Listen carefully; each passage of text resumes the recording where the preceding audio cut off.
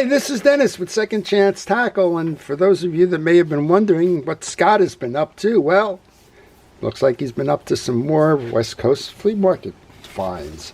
Interestingly enough, he's now labeling his boxes West Coast Flea Market Finds Box 1 of 2. So I guess we're developing a sub-channel here of fishing reels that he finds at the flea markets and sends to me for service and repair, and for all of us to learn from. These are great tuition reels, courtesy of Scott. We put them back together again and we get them out there fishing, which is the whole idea of Second Chance Tackle. Well, we're going to preview whatever might be in this box. We're going to find out what Scott has found at his local flea markets.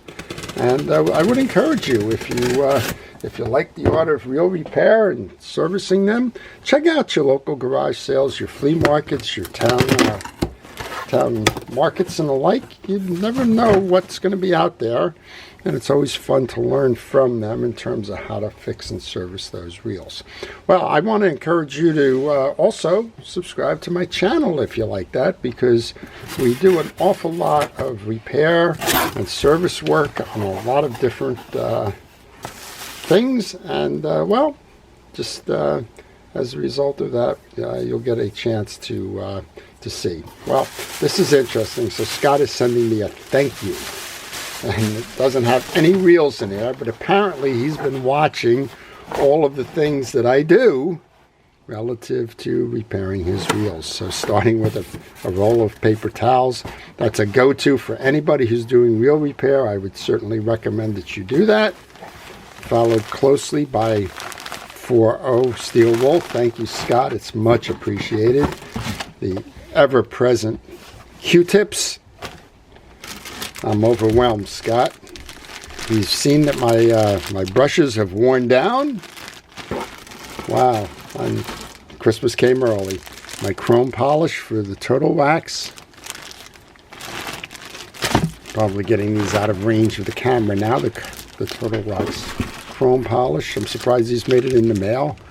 Local can of WD-40. And all of the bags that I think I've packed his reels in seem to have come back to me as well. Well, Scott, I can't say enough. Thank you very much for that. Certainly caught me off guard there. But I know that you do have a box of reels here. So let's get into those as well.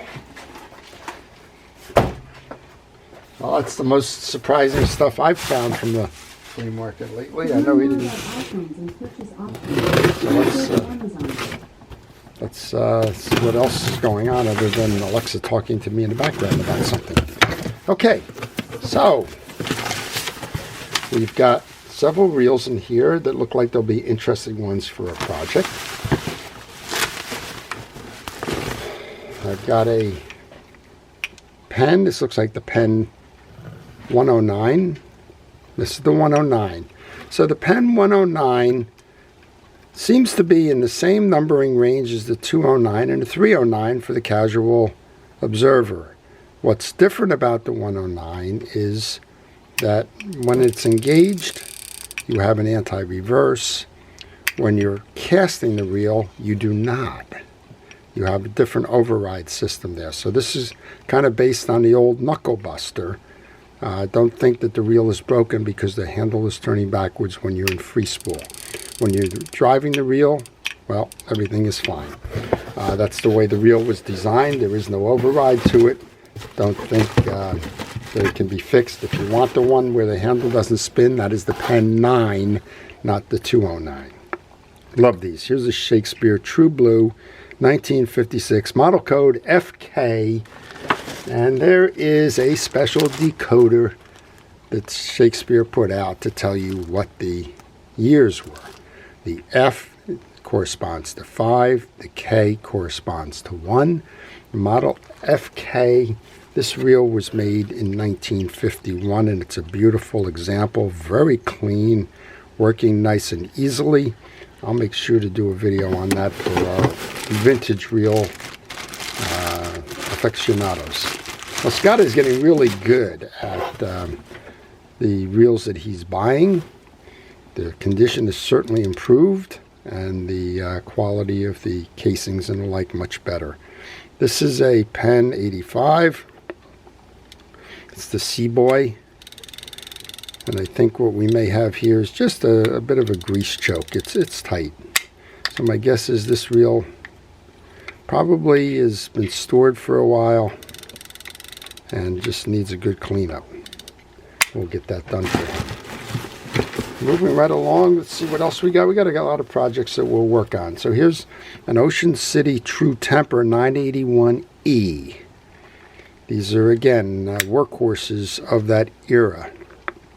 True Temper bought Ocean City in 1957.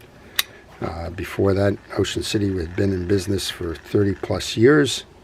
And when they bought them, they continued the Ocean City True Temper brand. Ocean City became a division or a brand of True Temper, and then eventually True Temper eliminated the Ocean City naming. Nice reel nonetheless. I like them quite a bit. Here's an Ambassador. I don't see Scott sending too many Ambassadors. This is a nice one. This is a Sprint, which is a high speed, 6.3 to 1. It's the Ambassador 5000, made in Sweden. And I think if you're going to get an Ambassador, my recommendation would be just to buy the Swedish ones. I am not happy at all with the ones made in China. Not because they're made in China. I just think that they've compromised the quality of the reel. And again, if you're going to be looking for them, look for the ones made in Sweden. Here's a fun one. This has got to be one of these little, what I call hardware store reels. This is a bait casting reel. It says so. I don't see the handle to it. It says for freshwater fishing. The handle belongs here. And it's not turning the piece. So there's some things missing on this. Let's see if that's in here somewhere. Interesting. And then the last one, of course, is another nice one. This is a South Bend. It's probably the same era. It's going to be earlier than the one that I just showed you on the True. Let's see if there's any indication here. This is a South Bend. It's the 400 anti-backlash reel. It's a Model D. The reason why I said it's earlier, look at the handling. It's I don't remember exactly what it's called, but it's a type of a material. It's almost marbled, and this is the anti-backlash feature to it. Tell you what, this is always fun to try and get this reinstalled properly if you take it out. The idea here is as the line was going out, it would pull up on this gate, and that would kind of take away the slack. It would pull down as the line slackened and stop the line from backlashing. This one's tight. My guess on this one is it just needs a good lubrication, and this one will be spinning again. So those are the reels, and a pleasant surprise from Scott, and I do appreciate it. You're sending the reels in, Scott, and certainly appreciate you sending in all of those supplies. Well, I hope you've enjoyed that, and I hope you're looking forward to seeing some of these just as I have. And I'm looking forward to working on them and to sharing how to service and repair these with you. To everyone who's a first responder and essential personnel, thank you for all it is that you do.